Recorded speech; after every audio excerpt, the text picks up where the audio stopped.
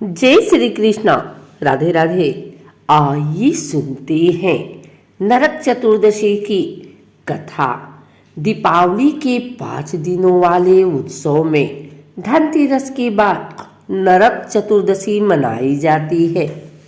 इस दिन को छोटी दिवाली, रूप चौदस और काली चौदस भी कहा जाता है।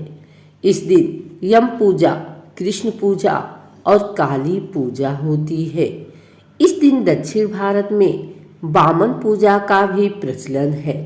संक्षिप्त में जानते हैं नरक चतुर्दशी की पौराणिक कथा क्या है। नरकासुर को भौमासुर भी कहा जाता है।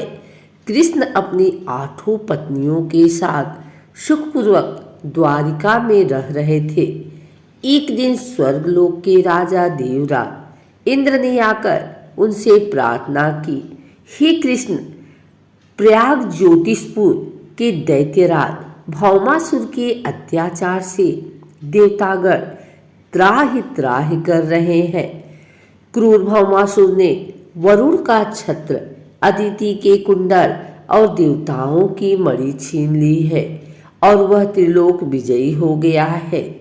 इंद्र ने कहा, भौमासुर ने पृथ्वी के कई राजाओं और आमजनों की अति सुंदर कन्याओं का हरण कर उन्हें अपने यहाँ बंदी गृह में डाल रखा है। कृपया आप हमें बचाइए प्रभु। इंद्र की प्रार्थना स्वीकार करके श्री कृष्ण अपनी प्रिय पत्नी सत्यभामा को साथ लेकर गरुड़ पर सवार हो प्राग ज्योतिषपुर पहुंचे। वहां पहुंचकर भगवान कृष्ण ने अपनी पत्नी सत्यभामा की सहायता से सबसे पहले मूर दैत्य सहित मूर के 6 पुत्रों ताम्र, अंतरिक्ष, श्रवण, विभावसु, नभस्वान और अरुण का संहार किया।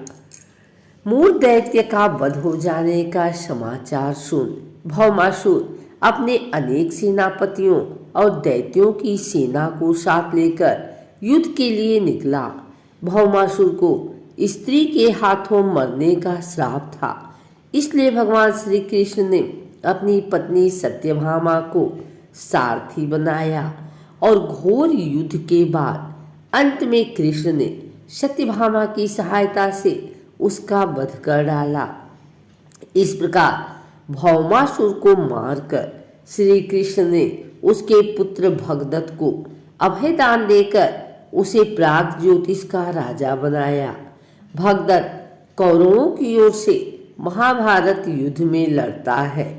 जिस दिन श्री कृष्ण ने भौमासुर का वध किया था उस दिन कार्तिक माह की चतुर्दशी थी, इसलिए उसे नरक चतुर्दशी भी कहा जाता है। इस दिन श्री कृष्ण ने भौमासुर अर्थात नरकासुर का वध किया था और उसकी कैद से लगभग 16,000 महिलाओं को मुक्त कराया था। इसी खुशी के कारण दीप जलाकर उत्सव मनाया जाता है। इस दिन दक्षिण भारत में वामन पूजा का भी प्रचलन है।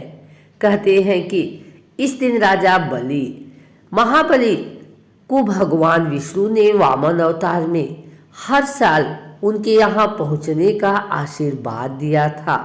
इसी कारण से वामन पूजा की जाती है।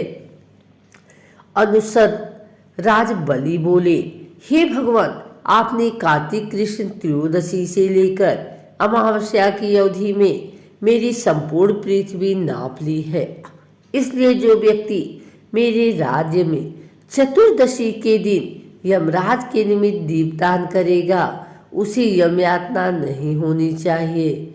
और जो व्यक्ति इस 3 दिनों में दीपावली का पर्व मनाए उनके घर को लक्ष्मी जी कभी न छोड़े, ऐसे वरदान दीजिए। यह प्रार्थना सुनकर भगवान वामन बोले, राजन, ऐसा ही होगा, तथास्तु।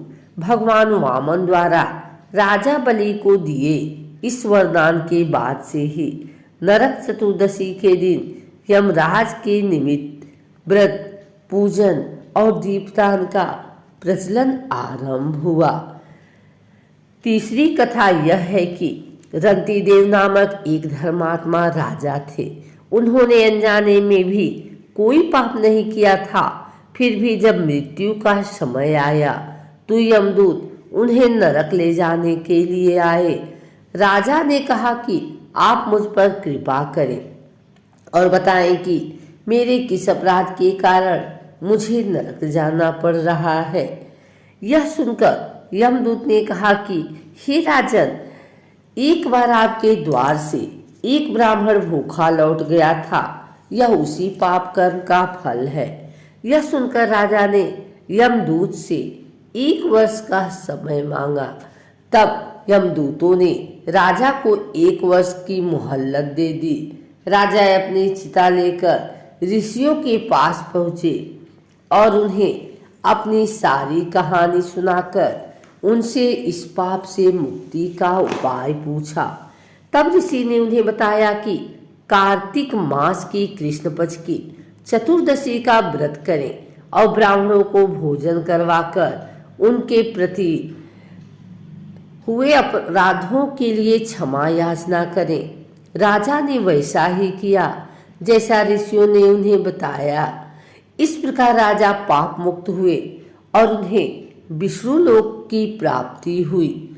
उस दिन से पाप और नरक से मुक्ति हेतु भूलोक में कार्तिक चतुर्दशी के दिन का व्रत प्रचलित है। अगर आपको हमारी वीडियो अच्छी लगी हो तो इसे लाइक करें, कमेंट करें, शेयर करें। हमारे चैनल को सब्सक्राइब करके बेल नोटिफिकेशन ऑल पर सेट कर लें ताकि आगे आने वाली वीडियो सबसे पहले आप तक पहुंच सके। धन्यवाद।